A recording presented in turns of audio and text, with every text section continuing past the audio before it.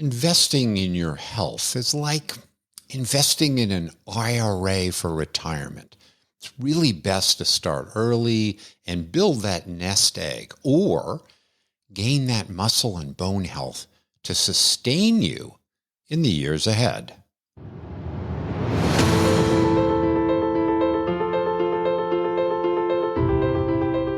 Hi, I'm Dr. Bobby DuBois, and welcome to Live Long and Well, a podcast where we will talk about what you can do to live as long as possible and with as much energy and vigor that you wish. Together, we will explore what practical and evidence-supported steps you can take. Come join me on this very important journey, and I hope that you feel empowered along the way. I'm a physician, Ironman triathlete, and have published several hundred scientific studies. I'm honored to be your guide. Welcome all of my wonderful listeners to episode 34, Resilience. The more you have, the more you have to lose. Well, in today's episode, we're going to talk about the fact that getting older is inevitable. I don't think we've solved that problem. But there are things you can do to help you get ahead of some of those changes to your muscles and your bones. And that is about resilience. And resilience is about being able to weather the changes that come with aging. Now, the lessons for today, you might think, are just relevant to people in their middle-aged and beyond. But what I'd like to make the point is that even for younger folks in your 20s, 30s, 40s, you have years ahead to make these preparations. And as you get older, you'll be even that much more resilient. Again, it's like investing in an IRA. You want to start early preparing for retirement and growing your nest egg. And in health, there are many ways to work on your resiliency. Today, we're going to focus on muscles, joints, and bones. There are other types of resiliency, and we'll think about and talk about that in another episode. Well, before we dive in, I have a couple of requests for you. If you like this podcast, please tell others, and they might benefit just the way you are, and that would be very, very helpful. If you haven't rated the show, please do so. And if you haven't done the health type quiz, by all means, go to my website, drbobbylivelongandwell.com, and you can do that. Well, I'd like to begin with an interview. I have interviewed someone by the name of Karen, and really her story needs no introduction, as it will unfold and will tell us a lot about this episode. Well, Karen, welcome to Live Long and Well. I've been looking forward to having a discussion together, and I think what you're about to share will be really important for the listeners and the YouTube audience. You've described to me that you had a tough experience when you weren't able to exercise for a period of time. And maybe when you were 20, that wouldn't have made much of a difference. But as you got older, you found that it was quite different. Okay. Well, thank you, Bobby. I'm really happy to be here. As you and I talked about my whole life, my weight was very high.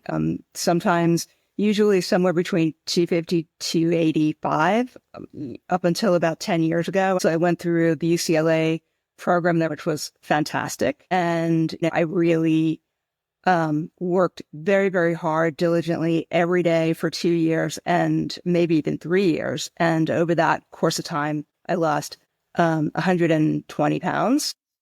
That's incredible. Thank you. And right after that, I had a series of plastic surgeries to take care of, the extra stuff that comes from that. And once I did that, and life completely, absolutely changed for me. And then I had a couple of health issues that took me out for about 3 or 4 months at a time where I could barely get out of bed. And one had to do with my neck, which we had to figure out. And the other one had to do with my back, which I actually had to have surgery for. But that was 10 years ago when I was in my early 80s, and that's still young. So coming back from that actually was pretty easy. Maybe really only took me 6 weeks to get back really to where I was. Why don't you tell us what it used to be like? When I say used to be like, just a few months ago, when you would go to the market and you'd come home with lots of groceries. What was that experience like? Because I know that's about to change. So I would go to the grocery store once a week, and I would come home with groceries for a whole week, which are maybe 10 bags of things, potatoes, things that were pretty heavy. And I would have 4 bags in each hand. I'd walk over into my kitchen and I would just pick those bags up and put them on my island and not think twice about it. Then I took a vacation for 2 weeks and I came back and I got COVID and I was down for maybe 3 weeks with that. And then I traveled again and I came back and I had a sinus infection. It's down again. And all throughout this time, your gym routine came to a grinding halt. So I went from being in amazing shape, and I would say that I could literally pick up 20 pounds in each hand like this, drop them right out on the island, to just about, I think this was maybe 2 weeks ago or 3 weeks ago. I went to the market, had the same amount of stuff. I walked in, I could barely, I would say I had like a 20-degree, lift on these things. And I just stood there dumbfounded. So I thought, I cannot believe that I've lost this kind of muscle mass in such a short period of time. And I think I was down for maybe 10 weeks of not going to the gym. So I went from, a very strong person to what I would consider to be a very weak person in such a short period of time. That shocked me. That's a shocker. That's scary. That's emotionally challenging. But you didn't give up, did you? So what did you do next? Well, I belong to Gold's Gym here, and I thought, okay, I'm going to go down there tomorrow and I'm going to buy a training package for 12 sessions. And I chose my trainer and I started 3 weeks ago. And actually, it doesn't really take that much time to recoup. The muscle memory is there. So just today, actually, I went and, I went to the store and I came home and maybe there were, instead of 4 bags, I had 3 in each hand, but boom, I got them right up on the counter. So you cannot give up. Giving up to me is the biggest mistake anybody could ever make. So what are the lessons for yourself from this? What are the lessons that our audience should take from what happened to you? Well, first of all, I would say never give up. You cannot give up. You have to, if you don't want to do it, trust me, I haven't yet gotten into the rhythm of, going to the gym. I have to get up every day with the intention of going. So you have to make up your mind, that you want to be a very fit person from today until the last day of your life. And you just, it's Nike, just do it. You have to do it. Well, and it sounds like when you had quasi-similar experiences, when you were 10, 20 years younger, the bounce back, if you lost anything, was almost instantaneous. But now as you get in your 60s, seems like it's been a very different experience. It is. It's really a struggle. I mean, I don't know. It's not an easy task. You got to get up, you got to get after it. Yeah. Well, and it sounds like you were well on your way to getting back to where you need to be. And it's amazing that you had your experience in Italy, you had your experience with the COVID and the sinus infection, and it wasn't until you tested yourself with the groceries that you realized something was gone. And this can happen for folks in many other ways. Like, oh, yeah, I'm doing okay. Yeah, I'm not exercising, not getting to the gym, until they're hiking and they fall. So it's a silent problem unless you are doing things like you did that say, uh-oh, I have a problem. I'm gratified that you are well back on your way and that you never give up, which is extraordinary and a lesson for all of us. Karen, thank you so much Thank you. for Thank you for sharing having your me. story. Okay. Bye-bye. Bye-bye. In an earlier episode on exercise, I talked about the concept of overuse it or lose it. That is, if you at some point later in life want to go on an airplane and you have a rollerboard that weighs perhaps 20 pounds and you want to put it in the overhead bin, today, 10 or 20 years before that, you need to be able to lift overhead way more than 20 pounds because as you age, that strength will fall. Or if you want to lift up your grandchild from the floor, again, you need to be able to lift that type of weight far more today than you anticipate wanting to do in a decade or so. So the title of today's episode, which is The More You Have, the more you have to lose, is meaningful. Now, Karen's story pointed out that times of inactivity, and that's really what caused her the troubles, that inactivity takes a toll. It took a toll on her, and especially as we get older. Now, I was chatting with my trainer who's in her 30s, and she told me a similar story where she took off for a few weeks and she noticed that her ability to do weightlifting had fallen quite a bit. Now, for her, in her 30s, she bounced back almost instantaneously. As we get older, that bounce back process is going to take longer and be somewhat more difficult. Now, as I said earlier, aging is inevitable. Now, our weakness isn't necessarily inevitable.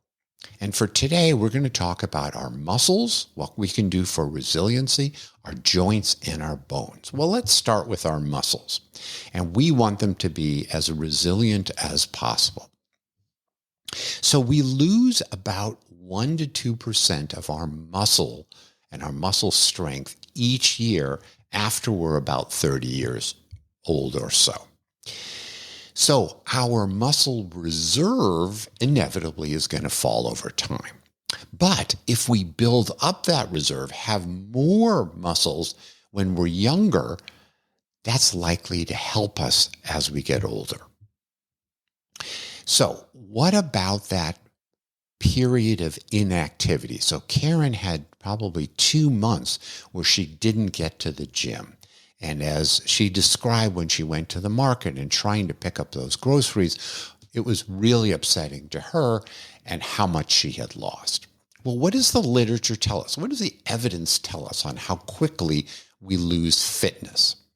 Well, there's aerobic fitness and there's strength fitness. On the aerobic side, if you're inactive, can't get to the gym, can't run, can't do some of the things you normally do, within the first week or two, you're going to lose almost nothing. Now, if we push that out to 3 to 4 weeks, we're going to start to lose some aerobic fitness. And if it continues, like in Karen's case, on the aerobic side, 1 to 3 months, well, there could be a 10% drop in our fitness up to a 25% drop. Keep in mind, I'm talking about people who can still do their daily activities. If you're, basically have to be in a chair because you broke a leg and it's hard to get around, or you're in bed for a period of time, that will take a much bigger toll, much more quickly on your aerobics activities and your capabilities. What about our strength? Now, here it's a little bit better, probably in the first month or so of no training, assuming again that you are walking around doing your usual activities. You won't lose too much in the first month, but after that, you are likely to lose a lot. Now, again, it matters whether you're just not getting to the gym in the first few 3 or 4 weeks, or whether you're truly injured and you can't do much of anything. All right, so that sounds pretty depressing. We're going to lose a lot. Well, what can you do to help us? Well, the whole point of this episode is about resiliency. Let's build up enough muscle so if those inevitable injuries or periods of inactivity pop up, we're going to be better off.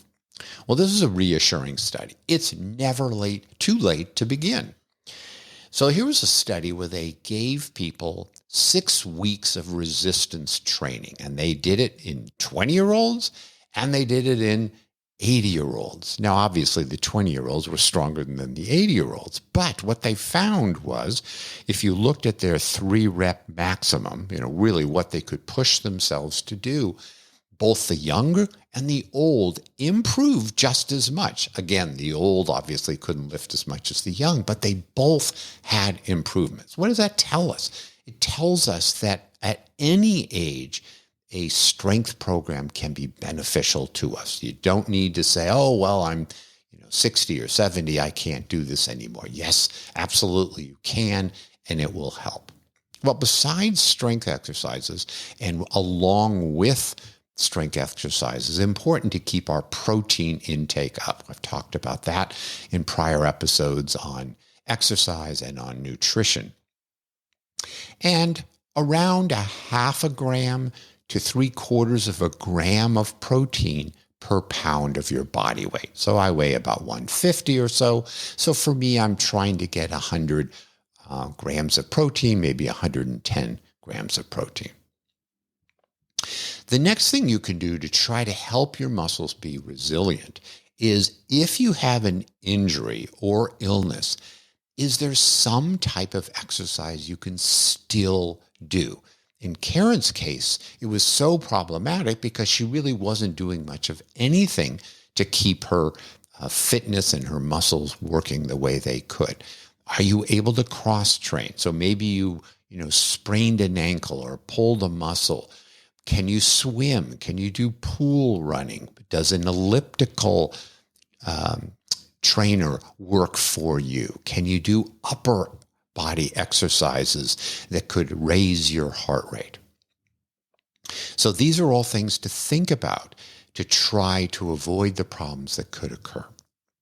Now, people have said to me, Dr. Bobby, well, what about stretching? Will stretching help me reduce the risk of injury? Well, the studies, and there's been a lot of studies, it doesn't prevent injury. Now, I'm not saying we shouldn't stretch, of course, because it helps us feel better, makes us more able to, bend down and pick up something and such. But will stretching reduce your likelihood of pulling a muscle? The data doesn't support it. Interesting, as I was reviewing the literature, there are studies that suggest that stretching, although it may not prevent injury, it does seem to benefit our blood vessels and makes them more able to do what they need to do. So maybe there are excellent reasons to stretch. Perhaps it's not to avoid injury. Okay, that's it for muscles. Let's move on to our joints. Can we protect our joints? Can we be even more resilient than we might otherwise? Well, just like our muscles deteriorate, they shrink, we lose muscle over age 30, 1 to 2% a year. Our joint cartilage also gets thinner, it deteriorates. And the joint cartilage is what keeps our bones around our knee from banging against each other. They're the cushions that protect our knee or our hip or other parts of our body. And that tends to thin with age. And for 30 to 40% of us, once we get to age 60 or more, we're going to have osteoarthritis on our knees. Maybe other joints too, but in our knees. And osteoarthritis is, again, a thinning of that cartilage, which then can bring on pain. So there is a real risk that associated with the thinning of those cartilage in our joints. Many of us may get osteoarthritis. Well, people say, well, Dr. Bobby, I don't want to get osteoarthritis. What can I do? And people often say, well, running, that's not a good thing. It'll destroy your joints. Or basketball or soccer, it'll add more deterioration to our joints. It turns out when you look at a series of runners who have been running long periods of time, say up to 40 years, and you compare them to non-runners, there doesn't appear to be a difference on their x-rays, on their symptoms, and on their mobility. And there's been a bunch of studies like that. Now, these are not randomized trials, and you could argue that people who have run all their life are different. Well, they may be different in genetics, that's possible, but runners often tend to be a bit thinner. And so maybe by running, they're not causing the regular day-to-day deterioration as much because their body mass index may be lower. Another study looked at folks who had signed up for the Chicago Marathon, and they were on average about 43 years old, and on average, they had run 9 marathons. So this is a group that really had done a lot of running for a long period of time. And they found about 7% of them had arthritis. But what they then dug into was that the likelihood of arthritis in these marathon runners wasn't related to how many miles they ran a week, or how many marathons they've done, or even their pace. So again, there's a suggestion that from the evidence that running isn't by itself going to deteriorate our joints. Now, we're going to get into injuries in just a second, but the running itself may not cause that deterioration. So for the runners out there, there's at least some evidence to suggest if you're enjoying it, you're feeling good, you should continue. So there's also been studies looking at knee loading exercises. So if you go to the gym and you're working your legs, you're often loading the knees with a fair bit of weight. It appears in at least some studies that it doesn't affect your joint thickness or cause defects or worsen osteoarthritis if it's in the very, very early stages. So that's reassuring. Now we're going to get to in just a moment, that's not the total answer. Well, in preparation for this episode, I had a chance to talk with Dr. Carl Field, who's been really a pioneer in the sports medicine world. He's the past president of the American Medical Society for Sports Medicine, and we had an interesting discussion about joint health.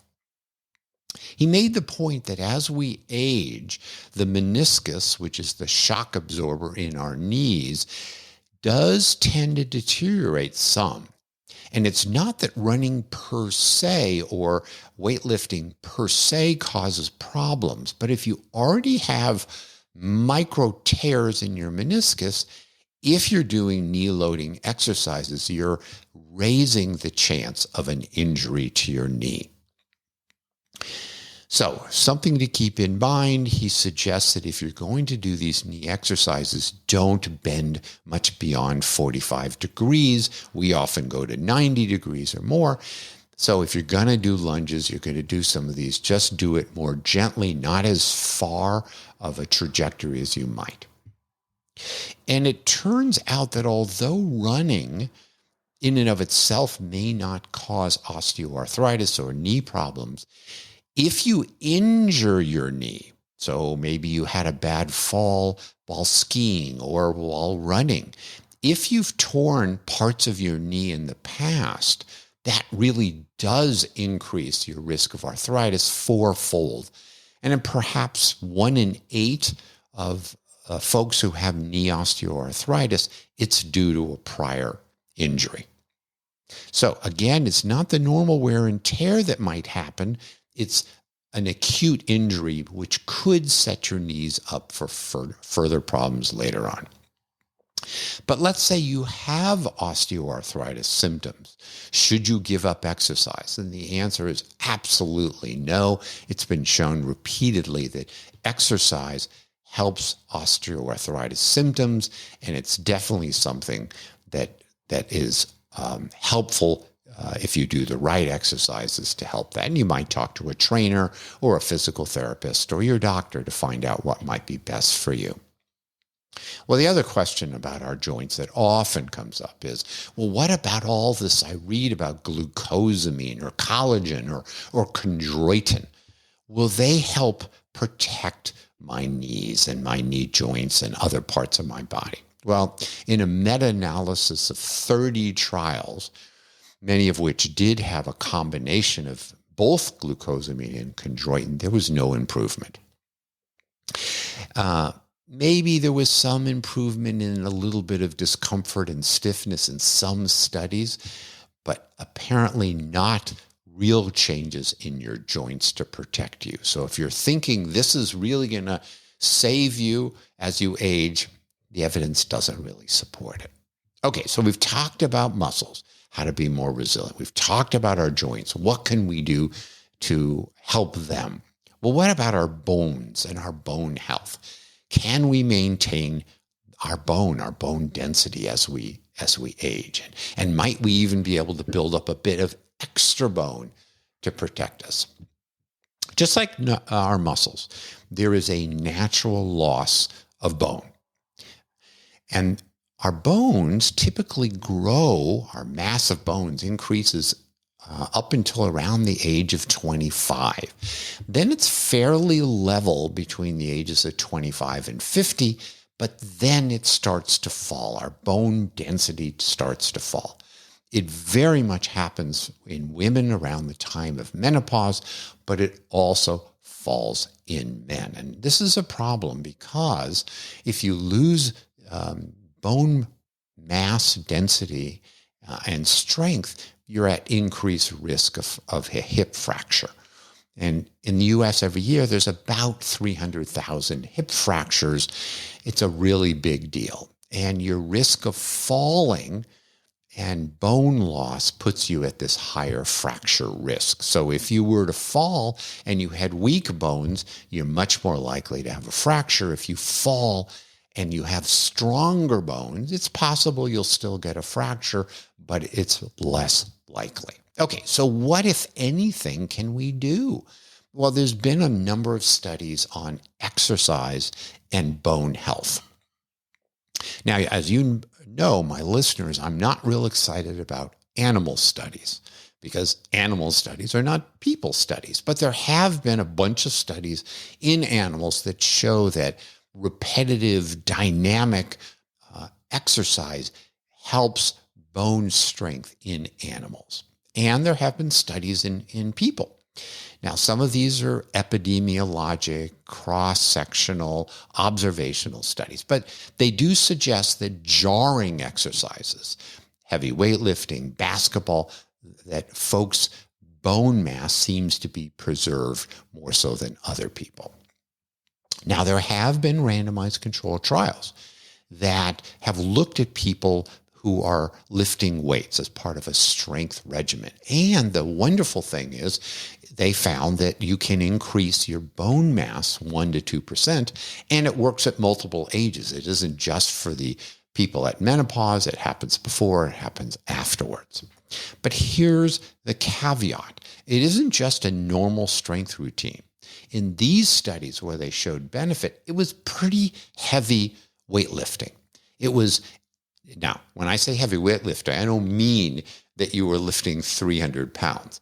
But for what you're able to do, let's say you can lift 100 pounds or 50 pounds, these studies looked at 80%, doing exercises at 80% of what your 1 rep max is. So if I can do something with 50 pounds one time, then on my routine work in this study, I might do something at 40 pounds. Or if I'm able to do a 1 rep maximum of 100, then I'm doing it maybe 80 pounds. So it's pretty intense weightlifting in terms of the weight. It isn't just going to work to take a 5-pound weight and do some exercises and assume that that will make the benefits. And these studies, again, had pretty good control groups, and they're definitely supportive that we can do something about our bones. There was a study in men because we might say, well, it only really works for women. And these were men that were between the ages of 50 and 80. And again, they did this sort of high intensity progressive resistance training. And they were able to increase the bone mass almost 2% in their hip and in their spine. And there are a lot of guidelines out there that talk about jumping and skipping rope and progressive resistance training. So it will help us with our bones. And it's definitely something to consider as part of your regimen.